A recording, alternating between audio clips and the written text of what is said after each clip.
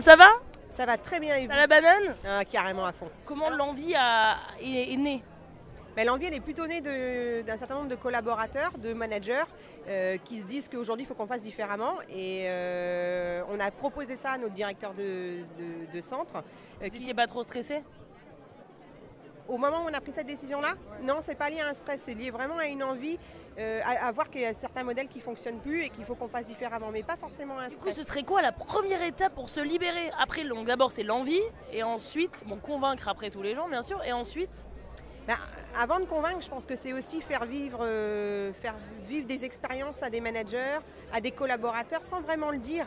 Parce que moi, je suis pas sûre que ce soit les grands discours, c'est les actes qui font que les gens sont convaincus.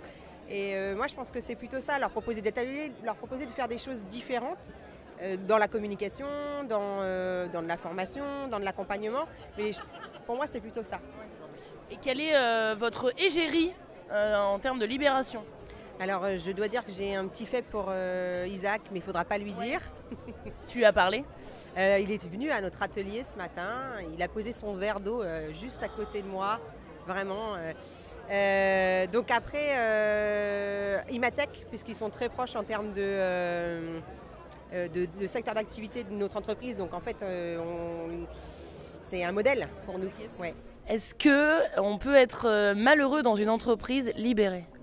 C'est une vraie question. Je viens de participer à un atelier qui s'appelait Liberté rime-t-elle avec fraternité, et on a évoqué les impacts positifs de la libération et les impacts négatifs. Et oui, il y a eu quelques exemples qui ont été cités. Si on n'est pas vigilant, s'il n'y a pas un certain nombre de choses qui sont mises en place, où il peut y avoir des impacts négatifs. Ou des gens qui sont pas prêts. Isaac, c'est vrai qu'il parlait de l'aspect des salariés qui ont besoin d'être qui ont besoin d'être maternés, etc. Donc peut-être même pendant la fabrique du changement, là, on s'était rencontrés. Il y a une personne aussi qui m'avait dit, moi, j'ai du mal à être autonome et tout. Est-ce que tu rencontres beaucoup de gens dans cet état d'esprit qui ont du mal à se dire, moi, j'ai envie d'être autonome et à être force de proposition? Alors ça n'engage que moi, c'est ma conviction. Je pense que chaque être humain naît avec une capacité à être autonome, responsable, mais je pense qu'on a une culture à la fois sociétale et d'entreprise qui ne conduit pas les gens à l'être. Donc forcément, quand on demande aux gens de l'être, c'est compliqué. Donc je ne suis pas sûre que ce soit une question plus d'individu que de culture, mais ça n'engage que moi. Est-ce que tu as un dernier message à faire passer? Allez-y. Allez-y, ouais, foncez, c'est super. Moi, je travaille à la fois avec des entreprises libérées, avec des entreprises en libérées, qui sont sur le chemin depuis un certain temps, certaines qui démarrent le chemin, et d'autres qui ne le sont pas. Et ce que je peux dire quand même, c'est que je vois beaucoup plus de souffrance au travail dans celles qui ne le sont pas que dans celles qui le sont. Et d'ailleurs, mon sondage sur le bonheur au travail, il montre ça. Donc, ouais. Quoi les chiffres?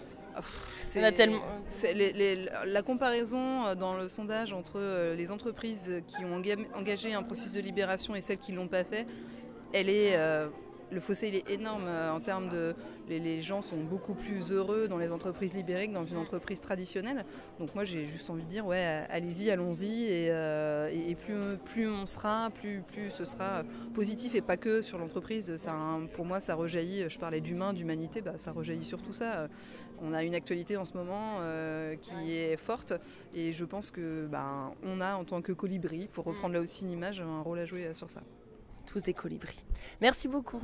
De rien, merci à toi. La première histoire, ça a été en fait l'annonce d'Alexandre par rapport à un saut au parachute qu'on a fait. J'étais dans une période où je travaillais au recouvrement, donc autant vous dire que le recouvrement, c'est pas forcément l'éclat de tous les jours d'appeler les clients qui ne payent pas. Et c'est arrivé à ce moment-là où Alexandre a dit, voilà, on libère l'entreprise et vous allez pouvoir participer à pas mal de choses. Et moi, c'est tombé pile poil. J'ai sauté, j'ai pris à bras-le-corps la libération. Et il nous a proposé en fait de prendre un atelier qui s'appelait les Learning Expeditions chez nous. C'est-à-dire accueillir les gens qui veulent venir voir comment ça se passe, et aussi nous aller voir à l'extérieur comment ça peut se passer. Donc tout de suite, moi j'ai dit oui, j'ai foncé parce que j'avais envie d'aller voir ce qui pouvait se passer ailleurs. Et voilà, ça a été une histoire vraiment importante pour moi parce que ça a été tournant. Je me suis posé pas mal de questions sur ma vie chez Chronoflex, savoir si j'allais rester. Et donc, grâce à ça, je suis restée. Maintenant, je le vis vraiment au jour le jour et j'accueille les gens qui veulent venir nous voir pour partager avec nous les expériences que l'on peut vivre au quotidien.